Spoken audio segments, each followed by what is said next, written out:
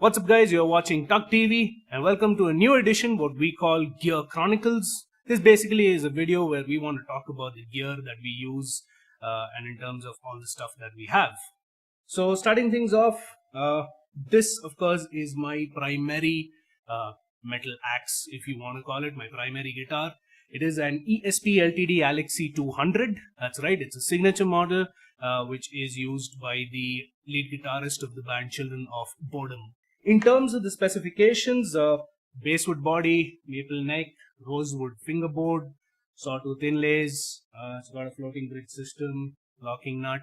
It is a guitar that's still in production, so you can check it out online if you need additional specs. So I of course bought this guitar, there's nothing about a decade ago, and when I did buy it, I was a total noob.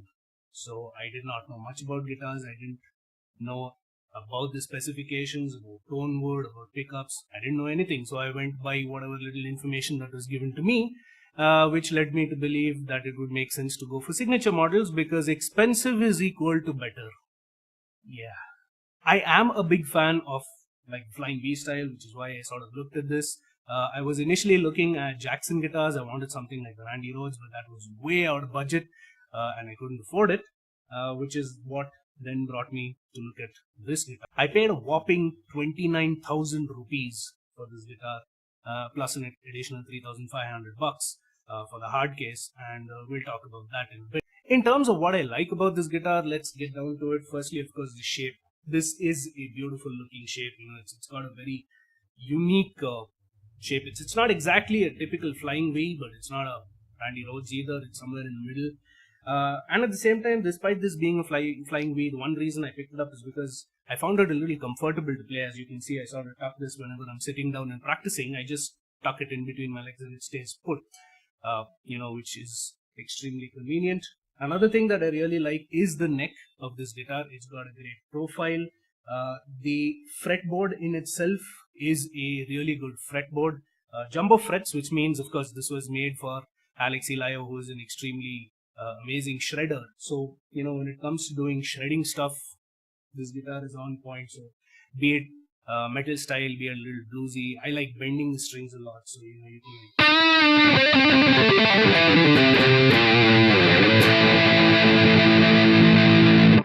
And not just that, if you want to use it for like hardcore chugging, because essentially my comfort zone is in riffs and, the heavy chugging. This guitar absolutely delivers. So if you want,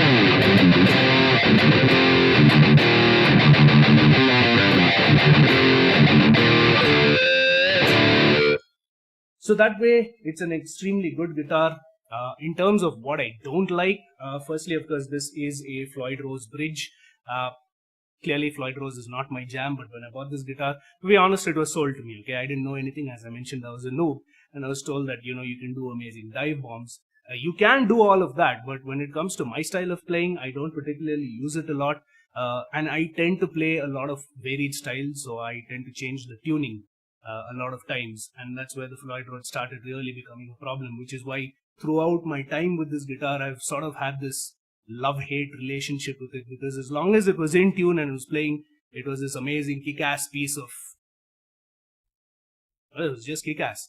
But when it came down to tuning or changing strings or 3-4 songs in different tunings, that's when it really got irritating.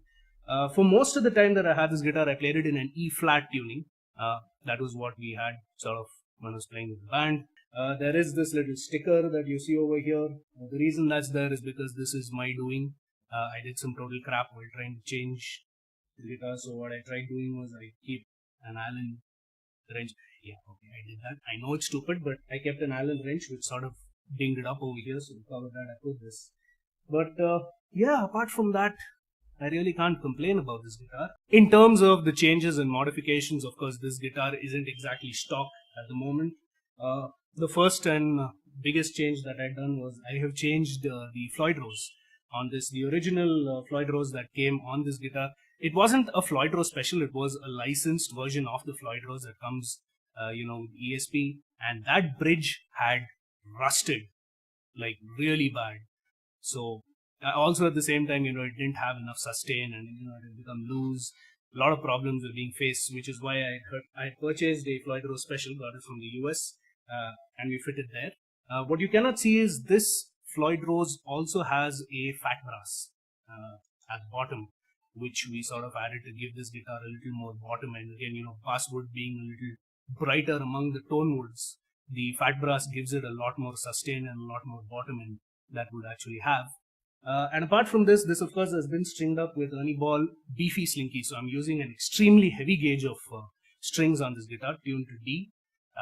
So what you hear on this isn't the stock sound, because apart from that, during the course of the life I've had this guitar, I also changed the pickup, because when I started playing this guitar, I used to use it with the Zoom G21U, and that pedal is a fairly digitized pedal, and when it comes to playing gigs in India, a lot of the pubs that we had, they gave us crappy systems. It wasn't always up to the mark, so it was convenient to have a pedal which was a little digitized. The downside of that is because it was digitized, I never really got to hear what the actual stock pickup sounded like. So I was sort of in a comfort zone with the stock pickup that came, until I changed my pedal to a Boss ME70. That's the one that I'm using now, and that's when I realized that this thing needed a little more sound. So I have upgraded this with an EMG 81. It is an active pickup, and at the back it's wired down to two 9-volt batteries, unlike your conventional single battery. So again, what this means is it gives a lot of crunch and power to the sound. Really picks up and sends that amplified signal out. It's not very noticeable in distortion, but when you play clean stuff, it's clearly audible. And of course, what you cannot see is at the back, I have got a custom gauge of springs that are being used with the Floyd Rose. These, of course, are a heavy gauge of springs. We put that in again because, using a heavy gauge tuned down to D, so stuff like that. But barring that, there isn't too much aesthetic changes that I've done to my guitar. This sticker, of course, is to cover up my stupidity. But apart from that, the nut that is over here is the stock nut itself.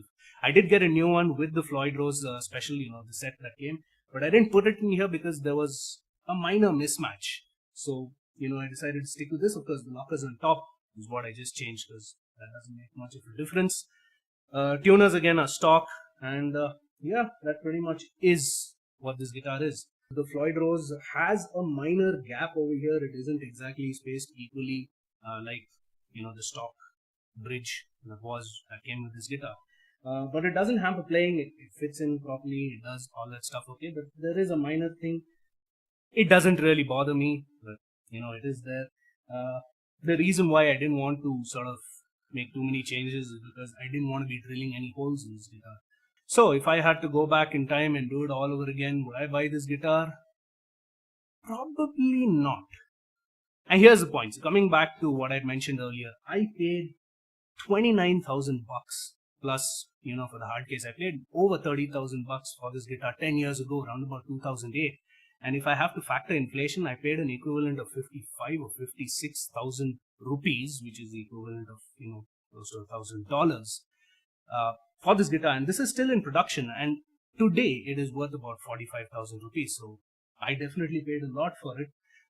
Another thing, if I had the knowledge, that I have now, and knowing my play styles, which I am aware of compared to, 10 years ago, I wouldn't invest in a Floyd Rose. I mean, these are amazing bridges, and if you have a knack and if you have interest in, if you really love using them, you're in for a treat. Of course, it comes with its downsides, but it's something you choose to live with. I personally would prefer the fixed bridge. So yeah, that's that. I mean, do I hate this guitar? Absolutely not. It's something that I've come to learn to love. It's got an amazing neck. It's got an amazing fret. Sounds absolutely massive. It has a huge stage presence also. I mean, just look at this thing. This is about my guitar. What did you think about it? If you have any thoughts, you can hit me up in the comments below. I'll be happy to answer to you. Like and share this video if you like what you see. Subscribe to our channel for more content. And as always, stay metal.